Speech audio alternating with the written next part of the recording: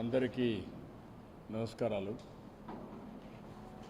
నేను 2 రోజులు నియోజకవర్గ పర్యటన కోసం వచ్చాను.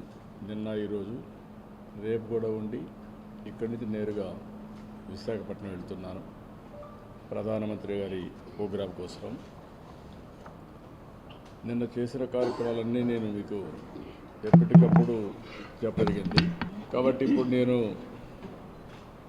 ఈరోజు ప్రత్యేకంగా మిమ్మల్ని అందరినీ పిలిచింది, కార్యక్రమాలన్నీ మీరు ఫాలో అవుతున్నారు. నిన్నే స్వర్ణకుప్పం విజన్ 2029 తయారు చేశాను.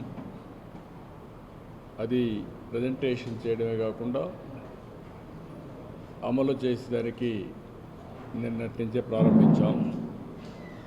దానికి కావాల్సిన నిధులు, హ్యూమన్ రిసోర్స్ అన్ని ప్రొవైడ్ చేసి ఆ విజన్ని లాజికల్గా తీసుకుపోవడం కోసం ముందుకు పోతున్నాం.